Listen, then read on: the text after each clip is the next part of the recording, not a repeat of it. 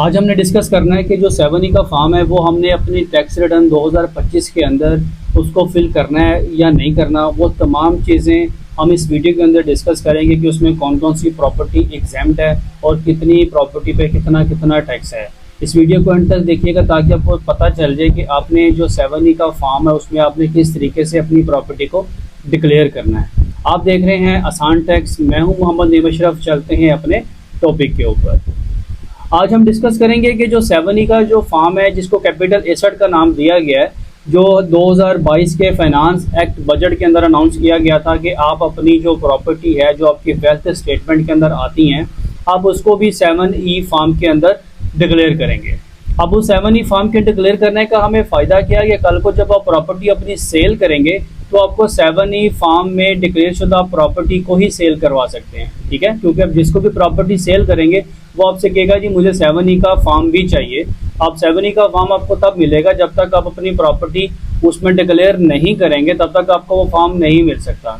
ठीक है, इसलिए आपने 7E का जो फॉर्म है उसको फिल लाजमी करना है। अब उसके ऊपर हमने टैक्स वगैरह जो 1% जो टैक्स उस पर लागू हुआ था वो हमने सबमिट करवाना है या नहीं करवाना वो बाद में है, लेकिन सबसे पहले आपने डिक्लेरेशन उसकी लाजमी करनी है क्योंकि उसके कुछ ऑर्डर है जो हमारे पास मौजूद है। हमारे पास उसका रेफरेंस है सिंध हाई कोर्ट का, लाहौर हाई कोर्ट का।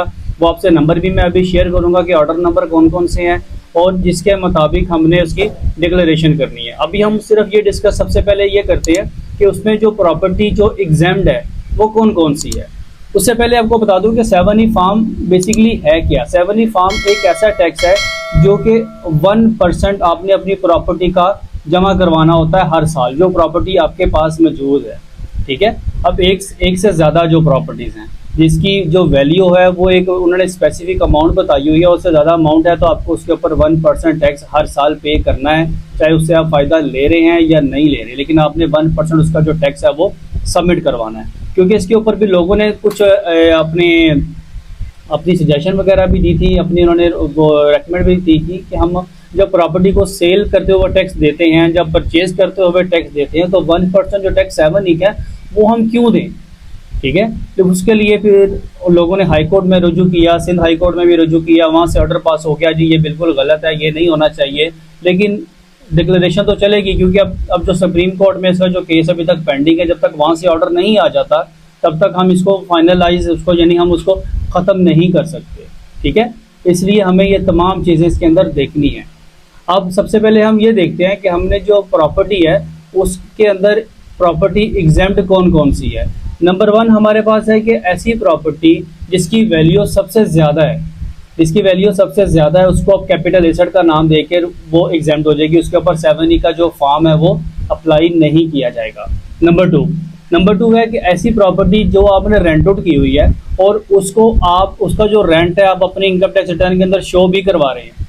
ठीक है, इनकम टैक्स रिटर्न के अंदर उसका टैक्स भी शो हो रहा है बाकायदा, उसकी जो सी तमाम चीज़ें उसमें शो भी हो रही हैं, उसके ऊपर भी जो टैक्स है 7E का वो अप्लाई नहीं होता।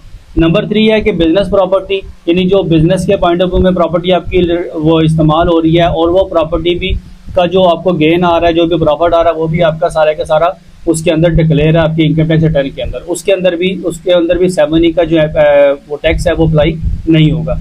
उसके बाद है कि ओवरसीज़ पाकिस्तानी के लिए भी 7E का जो कॉन्सेप्ट है, 7E का जो अप्लाई 1% है वो भी उसके ऊपर अप्लाई नहीं होता। उसके बाद है कि फेडरल गवर्नमेंट या गवर्नमेंट एम्प्लॉई को जो घर मिलता है, जो घर मिला हुआ है या जो मिल रहा है जिसके ऊपर उसके ऊपर भी 1% वाला 7E का जो टैक्स है वो अप्लाई नहीं होगा। उसके बाद है कि एनी प्रॉपर्टी जिसकी वैल्यू 25 मिलियन से ज़्यादा यानी 2.5 करोड़ रुपये से उसकी वैल्यू ज़्यादा है, उसके ऊपर 1% टैक्स आपको जमा करवाना पड़ेगा। अगर जिसकी घर की वैल्यू 2.5 करोड़ रुपये से कम है और उसको 1 साल हो गया हुआ है उसके ऊपर भी आपको 1% जो टैक्स है वो गवर्नमेंट को सबमिट करवाना पड़ेगा। ठीक है, अब इसकी हम एग्जांपल ये देखते हैं कि हमारे पास एक प्रॉपर्टी है जो आपने परचेज की थी 10 मिलियन की। अब उसकी जो मार्केट वैल्यू है वो 15 मिलियन, 5 मिलियन उसका इंक्रीज़ हो गया। इसी तरह आपने जो सेकंड प्रॉपर्टी आपने परचेज़ की उसकी वैल्यू थी 2 मिलियन, उसकी भी जो हमारे पास जो मार्केट वैल्यू है वो उसकी हो गई हमारे पास जी 7 मिलियन, यानी उसके अंदर भी 4 मिलियन का डिफरेंस आ गया। इसी तरह आपने एक थर्ड प्रॉपर्टी परचेज़ की उसकी वैल्यू 10 मिलियन थी और जब उसकी मार्केट वैल्यू आज हमने लगाई तो उसकी जो वैल्यू थी वो 10 मिलियन से प्लस हो के 20 मिलियन हो गई है। ठीक है, यानी अगर आप इसको देखें तो हमारे पास जो कॉस्ट वैल्यू थी वो हमारे पास जो प्रॉपर्टी हमारे पास 10 मिलियन, 3 मिलियन, 10 मिलियन यानी 23 मिलियन की थी, लेकिन जब इसकी मार्केट वैल्यू में जाएं तो उसकी जो वैल्यू वो 25 मिलियन से ज़्यादा है।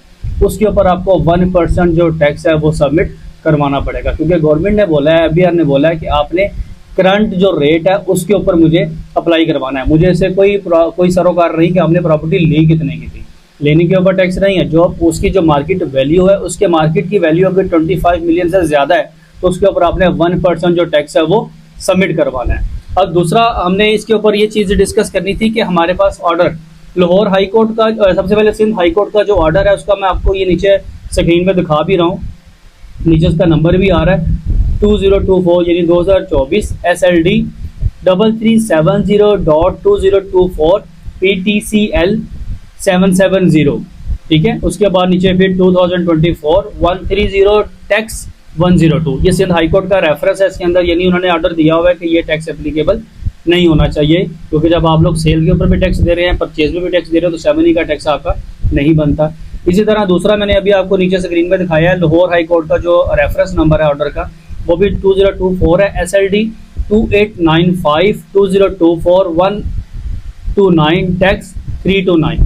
अब इसी तरह सुप्रीम कोर्ट का जो ऑर्डर है वो भी पेंडिंग है, क्योंकि सुप्रीम कोर्ट में जब तक आपकी हेयरिंग नहीं होगी, FBR ने क्योंकि रजू किया हुआ है कि ये हम लोग एप्लीकेबल करेंगे, जब तक सुप्रीम कोर्ट उसको ऑर्डर नहीं देगा तब तक आप कम से कम इसको शो ज़रूर करवाएं। 1% टैक्स आप सबमिट ना करवाएं, लेकिन इसको शो लाजमी करवाएं, क्योंकि हमारे पास कम से कम ये चीज़ें तो मौजूद है ना कि आपने डिक्लेयर करवाना है। 1% टैक्स आपका पेंडिंग है वो जमा ना करवाएं, लेकिन शो लाजमी करवाएं उसके अंदर, ताकि कल को प्रॉपर्टी सेल करेंगे या परचेज करेंगे उसके अंदर 7E का जो फॉर्म है वो हमें चाहिए होगा। हो सकता है सुप्रीम कोर्ट का ऑर्डर आए उसके अंदर कही जी वो टैक्स आपने जमा करवाना है, तो अगर आपने पीछे शो नहीं करवाया होगा तो आपको उसके ऊपर पेनल्टी पड़ेगी। अगर आपने शो करवाया होगा और सुप्रीम कोर्ट का ऑर्डर आता है जिसको शो नहीं करवाना, तो आपने शो करवाया होगा, उसका कोई हमें प्रॉब्लम नहीं होगा। ठीक है, ये तमाम चीज़ें थी जो मैं आपसे डिस्कस करना चाह रहा था, क्योंकि 2025 की रिटर्न का काम शुरू हो गया हुआ है, तो ये चीज़ें थोड़ी सी सेंसिटिव थी, ये मैं आपसे शेयर करना चाह रहा था। आई होप आपको समझ आ गई होगी। इससे रिलेटेड कोई क्वेश्चन हो, कोई सजेशन हो तो लाजमी बताइएगा। नई वीडियो के साथ इंशाल्लाह आपके पास दोबारा फिर हाजिर होंगे, तब तक इजाज़त दें। अल्लाह हाफिज़।